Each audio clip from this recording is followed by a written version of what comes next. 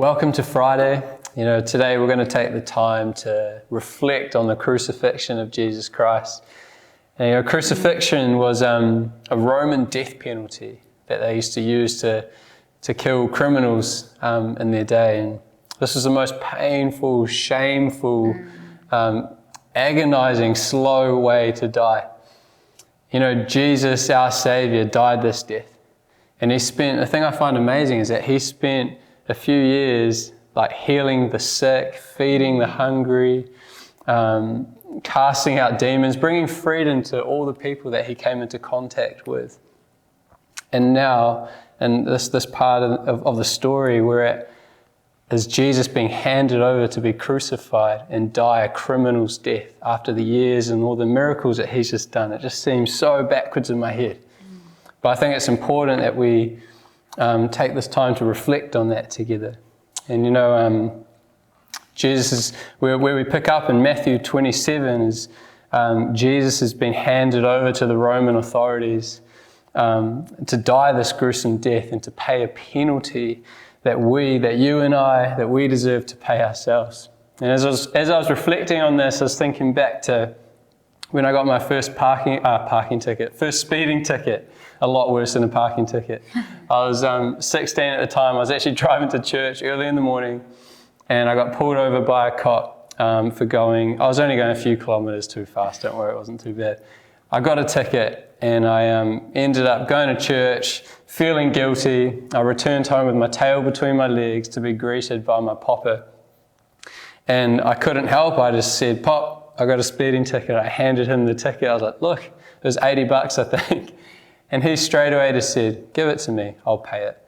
In that moment, I could not believe my luck. I was 16, jobless, cashless, but Pop was willing to pay that price for me. Didn't deserve it, I should have paid that. And I think at times we can brush over the fact that Jesus died a death that you and I deserve. He paid a penalty that we deserve to pay. But I think that we just brush over and it becomes a story that we read rather than a moment in history that we can be grateful for. So for us to truly be grateful for it, we're just going to look at a few verses in Matthew 27, and we're going to read. I want us to reflect on what Jesus went through leading up to the cross, the pain, the shame that he went through. So wherever you are, if you have a Bible, we're just going to reflect on this and then ask a couple questions. So Matthew 27, verse 27 says this. Then the governor's soldiers took Jesus, I don't know how to say this word, into the Praetorium. Nice. And gathered the whole company of soldiers around him. They stripped him and put a scarlet robe on him and then twisted together a crown of thorns and set it on his head. They put a staff in his right hand. Then they knelt in front of him and mocked him. "Hail the King of the Jews," they said. They spit on him and took the staff and struck him on the head again and again. After they had mocked him, they took off the robe and put his own clothes on him. Then they led him away to crucify him. I find this part of the passage so sobering, so humbling to think that the Creator is being mocked by the very ones that he created. And this is Jesus, the Son of God, going through this to pay for the sin that you and I have committed.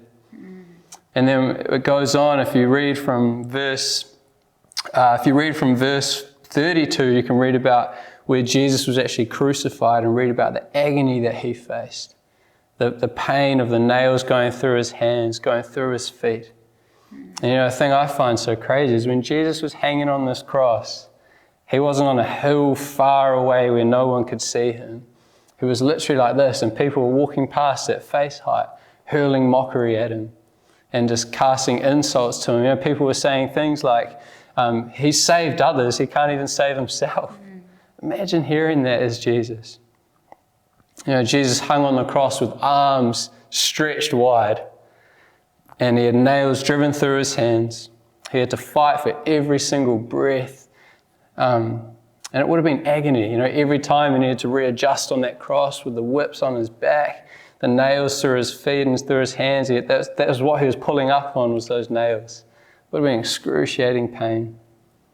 And after hours of agony and insults while hanging on that cross, we can read that it says that Jesus gave up his spirit and he died. You know, in verse, I just want to read from verse 51 to verse 54, that moment when Jesus died. It's pretty amazing. It says this: "At that moment, the curtain of the temple was torn in two from top to bottom. The earth shook, the rocks split, and the tombs broke open. The bodies of many holy people who had died were raised to life. They came out of the tombs after Jesus' resurrection and went into the holy city and appeared to many people. And when the centurion, and those with him who were guarding Jesus saw the earthquake and all that had happened, they were terrified and exclaimed, 'Surely he was the Son of God.'" You know, I think everyone present at that time knew something significant had just happened. I think they must have realized that this was not just any man that we've seen crucified on this cross. You read about that in verse 54, surely he was the Son of God. And you know, after reading about all that Jesus went through for you and I, the penalty, the price that he paid, the death that he died, that we should have died, I just find it amazing. I'm so grateful for him dying in my place. And we would just love to chat through a question. You know, we've been pondering this question, and maybe wherever you are right now, or whoever you're with, kind of write it down or talk about this among yourselves. But hearing about all that Jesus went through for you and for I, if he was here right now, what would you want to say to him, Eddie? I think I would be in disbelief and in total gratitude. Yeah. I was thinking, like, as people were going past and mocking him, all I want to do is jump in and defend him and say, like, no, like, don't say that. How could you? And then I think actually the whole reason he's there is actually because he's defending me. Yeah, That's wow. what he's doing. So, I just am in awe of him. Just disbelief and gratitude. It's incredible what he's done. Yeah, man, I think I would just say, thank you. I don't know what else I could say. I'm so grateful that he died in my place and that he went through that pain and shame so that I don't have to. Yeah. It's even like hard to reconcile that in your mind, eh? Yeah, hard out. The unfairness, that is just out of the box. Yeah. It's so generous of So him. generous, yeah. And I think that it's important that we reflect on this day, that we remember that Jesus went through this. And so wherever you are, just take some time and think about, what would you say to Jesus? What are you grateful for out of this part of the Easter story?